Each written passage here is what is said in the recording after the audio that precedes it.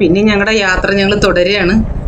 അപ്പോൾ ഊണൊക്കെ കഴിഞ്ഞ് ഉച്ചയ്ക്ക് 2:30-ക്കാണ് ഞങ്ങളുടെ യാത്ര. ബ്രഹ്മസരോവരത്തു നിന്ന് ഒരു 12 കിലോമീറ്റർ ദൂരെയുള്ള ജ്യോതിസർ എന്നുള്ള സ്ഥലമാണ്. ജ്യോതിസറിന് ഒരു പ്രത്യേകതയുണ്ട്. കൃഷ്ണൻ അർജുനന് ഗീത ഉപദേശിച്ച സ്ഥലമാണ്. അവിടുത്തെ തെളിവുകളൊക്കെ ഇന്നും അവിടെ നിലനിൽക്കുന്നുണ്ട്.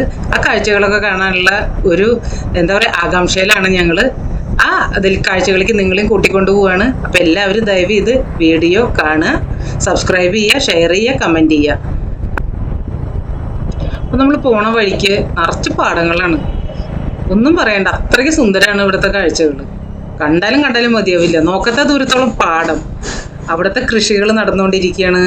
അവിടെ ഞാറ് നടല്, അങ്ങനെ കുറേ അനവധി കൃഷി കാര്യങ്ങൾ തന്നെ. പിന്നെ വഴിയിലൊക്കെ ഇങ്ങനെ വൈക്കോൽ കുണ്ട കെട്ടി വെച്ചിരിക്കുക. നമ്മുടെ ഒക്കെ വൈക്കോൽ കുണ്ട എന്ന് പറയും. ഇങ്ങനെ ഭംഗിയായിട്ട് വെച്ചിട്ടുണ്ട്. പിന്നെ എരുമ വളർത്തൽ, ഇതൊക്കെയാണ് ഇവിടുത്തെ മുഖ്യമായ കൃഷി കാര്യങ്ങളൊക്കെ. പിന്നെ അങ്ങനെ നമ്മൾ യാത്ര തുടരുമ്പോൾ നിറച്ച് മരങ്ങളുമായിട്ടുള്ള നല്ല ശാന്തമായിട്ടുള്ള റോഡ്, നല്ല അനുകൂലമായ ഒരു കാലാവസ്ഥ. അങ്ങനെ ഞങ്ങൾ പ്രതീക്ഷിച്ച ആ ജ്യോതിസർ എന്നുള്ള സ്ഥലത്തെത്തിയിരിക്കുകയാണ്. ക്ഷേത്ര കവാടം വളരെ മനോഹരമായിട്ട് മാർബിളിൽ അവർ നിർമ്മിച്ചിട്ടുണ്ട്. ഉള്ളിലേക്ക് ഞങ്ങളങ്ങനെ കിടക്കുമ്പോൾ തന്നെ നിറയെ ആൾക്കാർ അവിടെ ഇരിക്കണ കാണാം. അവർ കുറേ ആൾക്കാർ ഇങ്ങനെ കുറി തൊടാൻ വേണ്ടി ഇരിക്കുന്നുണ്ട്. അപ്പോൾ നമ്മളെന്തെങ്കിലും പൈസ കൊടുത്താൽ അവർക്കൊരു വരുമാന മാർഗ്ഗം എന്നുള്ളതിൽ ഇരിക്കുന്നവരുണ്ട്. ചിലർ വെറുതെ ഇരിക്കുന്നവരുണ്ട്.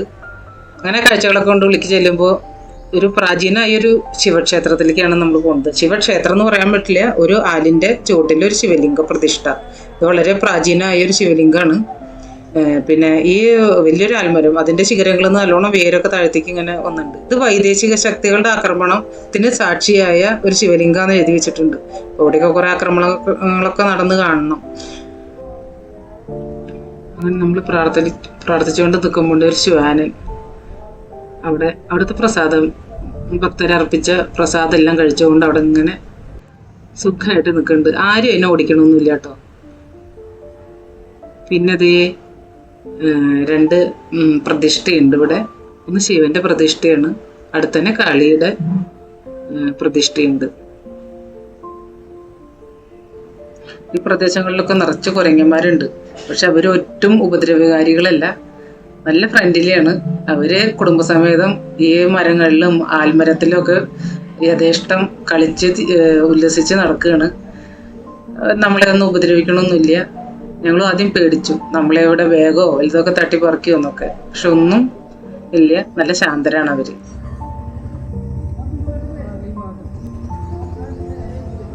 അങ്ങനെ ഈ സൈഡിലൊക്കെ മഹാഭാരത യുദ്ധവും അതിനോടനുബന്ധിച്ച ആ വീരന്മാരെയൊക്കെയാണ് പരാമർശിക്കുന്നത്. അവരുടെ പേരുകളൊക്കെ എഴുതി വെച്ചിട്ടുണ്ട്.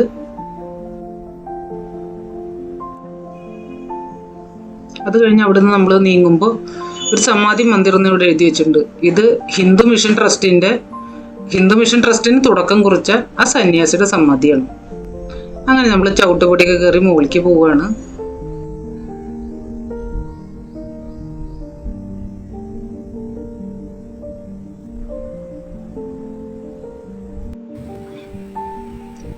അപ്പോൾ നമ്മൾ മുകളിലേക്ക് പോകുമ്പോൾ അവിടെ കാണാം സൈഡിലായിട്ട് ജ്യോതി സരോവരം. ഇതാണ് ഇവിടുത്തെ ജ്യോതി സരോവരം. ഈ സരോവരത്തു നിന്നാണ് ഈ ഗ്രാമത്തിന് തന്നെ ആ പേര് കിട്ടിയത്, ജ്യോതിസർ എന്നുള്ള പേര് കിട്ടാൻ കാരണം. ഇവിടെയൊക്കെ ഈ വൈകുന്നേരം, അതായത് രാത്രി, ഒരു ലൈറ്റ് ആൻഡ് സൗണ്ട് ഷോ ഒക്കെ നടക്കുന്നുണ്ട്. ഈ മഹാഭാരതത്തിൻ്റെ കഥകളും ഒക്കെയാണ് അതിൽ പ്രതിപാദിക്കുന്നത്.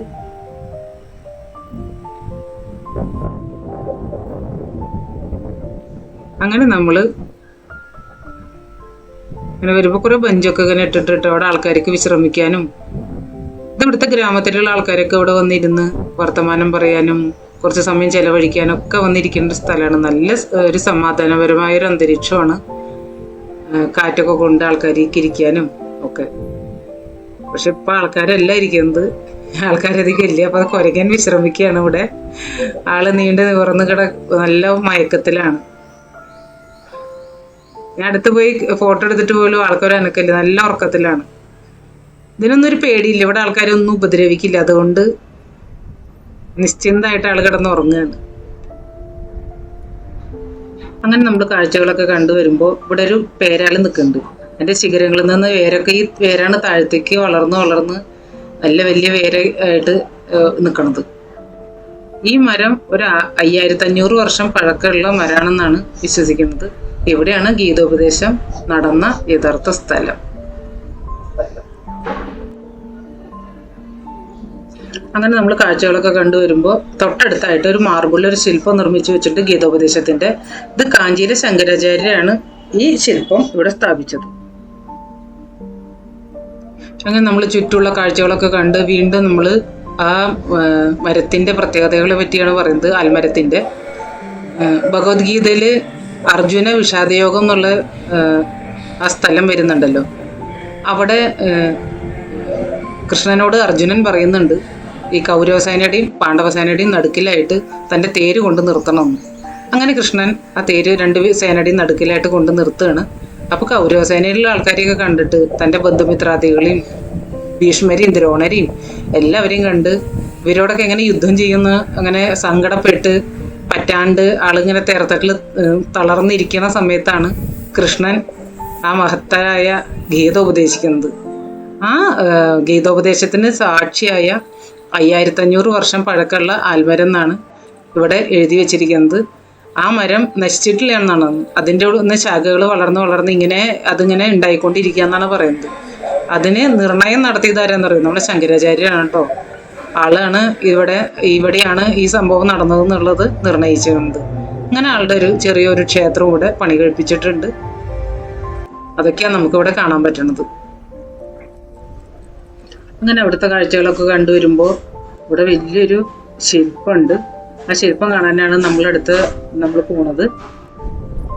5 തലയുള്ള അനന്തൻ, 9 തലയുള്ള വിരാട് രൂപം. ഈ ശ്രീകൃഷ്ണൻ അർജുനന് കാട്ടിക്കൊടുത്ത വിരാട് രൂപം ആണ് ഇവിടെ ശില്പമാക്കി വെച്ചിരിക്കുന്നത്. ഈ ശില്പത്തിന് 40 അടി ഉയരും, 35 ടൺ ഭാരമുണ്ട്. 4 ലോഹ മിശ്രിതങ്ങളെ കൊണ്ടാണ് ഇത് ഉണ്ടാക്കിയിരിക്കുന്നത്. ഇത്ര അതിൽ ഏറ്റവും കൂടുതൽ 85% ചെമ്പാണ് ഉപയോഗിച്ചിരിക്കുന്നത്. വെളിച്ചക്കുറവ് കൊണ്ട് നമ്മൾ ആ ഫ്രണ്ട് വ്യൂ അത്ര അങ്ങോട്ട് ക്ലിയർ ആവണില്ല. ബാക്കിൽ നിന്ന് എടുക്കുമ്പോൾ നല്ല ക്ലിയർ ആയിട്ട് വരുന്നുണ്ട്. കയ്യിൽ ആയുധങ്ങളെല്ലാം ഉണ്ട്, ശംഖ്, ചക്രം, എല്ലാ സാധനങ്ങളും അങ്ങനെയൊക്കെ നമുക്ക് നല്ല വ്യക്തമായിട്ട് കാണാം. പിന്നെ താഴേക്ക് വരുമ്പോൾ ആ ശില്പത്തിൻ്റെ താഴെയൊക്കെ ഭഗവാന്റെ വിഭൂതികളും ദശാവതാരവും അങ്ങനെ കുറേ കാര്യങ്ങൾ ചിത്രീകരിച്ചിട്ടുണ്ട്, ഇവിടെ കൊത്തി വെച്ചിട്ടുണ്ട്. നല്ല ഭംഗിയുള്ളൊരു ശില്പമാണ്.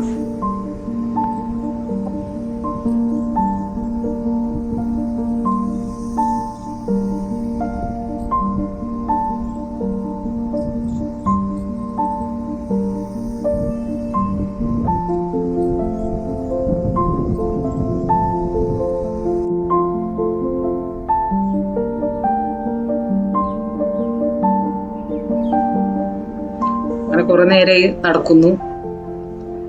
അപ്പോൾ കുറച്ച് നേരം ആ പുൽത്തകിടിയിൽ അവിടെ ഇരുന്നു, കുറച്ച് വെള്ളമൊക്കെ കുടിച്ച്. അപ്പോൾ അടുത്ത അവിടെ ഒരു അമ്പലം കാണുന്നുണ്ട്. അതിനെ പറ്റി അന്വേഷിക്കാൻ പോയതാണ് ചേട്ടൻ. ഒരാളോട് അതിനെ പറ്റി ചോദിച്ച് മനസ്സിലാക്കുകയാണ്.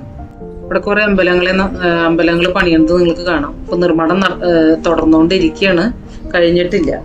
അപ്പം ഇത് ഈ മഹാഭാരത യുദ്ധത്തിന് അനുബന്ധിച്ചിട്ടുള്ള വിവരങ്ങളാണ് അതിൽ നമുക്ക് കിട്ടാൻ പോണത്.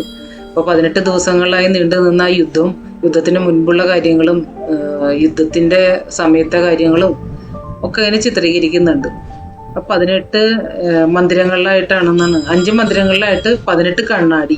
ആ 18 കണ്ണാടിയിലും 18 ദിവസത്തെ യുദ്ധത്തിൻ്റെ വിശേഷങ്ങളാണ് നമ്മൾക്ക് അറിയാൻ പോണത്. ഇനി വരുന്നൊരു തലമുറയ്ക്കായാലും ഇതൊക്കെ വളരെ ഉപകാരപ്പെടും. അവർക്ക് ഈ മഹാഭാരത യുദ്ധവും ഒക്കെ എങ്ങനെ നടന്നത് അതിനെ പറ്റിയിട്ടുള്ള കഥകളൊക്കെ കുറച്ചും കൂടി കാണുന്ന രീതിയിൽ, ഒരു ദൃശ്യവൽക്കരിക്കുന്ന രീതിയിലാണ് ഇവർ തയ്യാറാക്കണമെന്നാണ് ഞങ്ങൾക്ക് ഇവിടെ നിന്ന് അറിയാൻ കഴിഞ്ഞത്. അപ്പോൾ ഇതൊക്കെ ഇനിയും വന്ന് കാണണം ഒരു വട്ടം കൂടി. ഇതൊക്കെ പണി കഴിയുമ്പോൾ ഒരു പ്രാവശ്യം കൂടിയും വരണം. അപ്പോൾ ഈ കാണുന്ന കസേരകളൊക്കെ ഈവനിങ്ങിലൊരു ഷോ ഉണ്ട്, ലൈറ്റ് ആൻഡ് സൗണ്ട് ഷോ എന്ന് ഞാൻ പറഞ്ഞിരുന്നു. അതിൻ്റെ പ്രൊജക്ടറും കാര്യങ്ങളൊക്കെയാണ് ഇവിടെ സജ്ജീകരിച്ചിരിക്കുന്നത്. ഇപ്പോൾ ഇത് വെളിച്ചത്ത് ചെയ്യാൻ പറ്റില്ലല്ലോ. അപ്പോൾ ഒരു വെയിലൊക്കെ ആറി ഒരു ഇരുട്ട് വരുമ്പോഴാണ് ഇതിൻ്റെ തുടക്കം. അപ്പം അതിന് വേണ്ടിയിട്ടുള്ള ഒരു ട്രയൽ ഇവിടെ നടക്കുന്നുണ്ടായിരുന്നു. അവർ സൗണ്ടൊക്കെ ക്ലിയർ ആണോ, അതിൻ്റെ ഫൗണ്ടനിൽ നിന്ന് വെള്ളമൊക്കെ വരുന്നുണ്ടോ എന്നൊക്കെ ചെക്ക് ചെയ്യുന്ന ഒരു പരിപാടി, അതിൻ്റെ റിപ്പയറിംഗ് ഒക്കെ നടന്നുകൊണ്ടിരിക്കുന്നതാണ് ഇപ്പോൾ. അപ്പോൾ ഞങ്ങളത് ശ്രദ്ധിച്ചുകൊണ്ടിരിക്കുകയായിരുന്നു എന്തൊക്കെ അവിടെ നടക്കണേന്ന്. അപ്പോൾ മഹാഭാരത യുദ്ധത്തിനോടനുബന്ധിച്ച കാര്യങ്ങൾ തന്നെയാണ് അതിലും ആ പ്രൊജക്ടറിലൂടെ നമുക്ക് കാണിച്ചു തരുന്നത്, ഈ ലൈറ്റ് ആൻഡ് സൗണ്ട് ഷോ കൂടെ. അപ്പോൾ അതിൽ നിൽക്കാൻ നമുക്ക് നേരമില്ല, കുറേ സ്ഥലങ്ങൾ ഇനിയും സന്ദർശിക്കാനുണ്ട്. അപ്പോൾ നമുക്ക് 2 ദിവസമേ ഉള്ളൂ നമ്മുടെ കയ്യിൽ. നാളെ ഉച്ചയോടുകൂടി നമുക്ക് തിരിച്ചു പോകേണ്ടതുണ്ട്. അപ്പോൾ അതിനുള്ളിൽ നമുക്ക് ഇനിയും കുറേ സ്ഥലങ്ങൾ, പിന്നെ നമ്മൾ തിരിച്ചിനി പോണത് പെഹോവയിലേക്കാണ്. പിന്നെ ഒരു പുരാതന ശിവക്ഷേത്രമുണ്ട്, കാർത്തിക ക്ഷേത്രമുണ്ട്, പിന്നെ സരസ്വതി സരോവരമുണ്ട്. അങ്ങനെ കുറേ സ്ഥലങ്ങൾ ഇനിയും കാണാനുണ്ട്.